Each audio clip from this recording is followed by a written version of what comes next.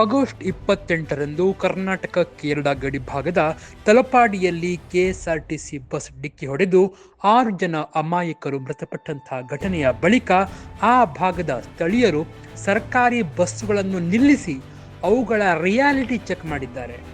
ಆಗ ಕೆಲವು ಬಸ್ಗಳ ಟೈರ್ಗಳ ಕಂಡೀಷನ್ ಹೇಗಿದೆ ಎನ್ನುವುದರ ವಿಡಿಯೋ ಕೂಡ ಈಗ ವೈರಲ್ ಆಗ್ತಾ ಇದೆ. ಬಸ್ಸುಗಳ ಚಕ್ರಗಳನ್ನು ಸೂಕ್ಷ್ಮವಾಗಿ ಗಮನಿಸಿದಾಗ ಅವುಗಳ ಸ್ಥಿತಿಗತಿಗಳು ಸ್ಪಷ್ಟವಾಗ್ತಾ ಇದೆ. ಮಳೆಗಾಲದಲ್ಲಿ ಇಂಥ ಟೈರ್ ಇರುವ ಬಸ್ಸುಗಳು ಯಾವತ್ತೂ ಕೂಡ ಡೇಂಜರ್ ಎನ್ನುವುದು ಎಲ್ಲರಿಗೂ ಗೊತ್ತಿರುವಂತಹ ಸಂಗತಿ. ಮಳೆಗಾಲದಲ್ಲಿ ಇಂಥ ಟೈರ್ ಇರುವ ಬಸ್ಸುಗಳು ಯಾವತ್ತೂ ಕೂಡ ಡೇಂಜರ್ ಎನ್ನುವುದು ಎಲ್ಲರಿಗೂ ಗೊತ್ತಿರುವಂತಹ ಸಂಗತಿ.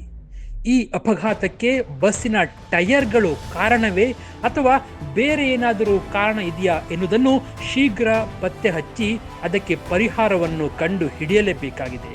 ಆದರೆ ಕೆಎಸ್ಆರ್ಟಿಸಿ ನಿಗಮ ಮಾತ್ರ ಚಾಲಕನ ಅತೀ ವೇಗ ಹಾಗೂ ಅಜಾಗರೂಕತೆಯಿಂದಲೇ ಈ ಅಪಘಾತ ಸಂಭವಿಸಿದೆ, ತಾಂತ್ರಿಕ ದೋಷ ಅಲ್ಲ ಎಂದು ಹೇಳುತ್ತಿದೆ. ತನಿಖೆಯಿಂದಲೇ ವಾಸ್ತವ ಗೊತ್ತಾಗಬೇಕಿದೆ, ಅದು ಆಗಲಿ ಎನ್ನುವುದೇ ಬಡ ಪ್ರಯಾಣಿಕರ ಪ್ರಾರ್ಥನೆ.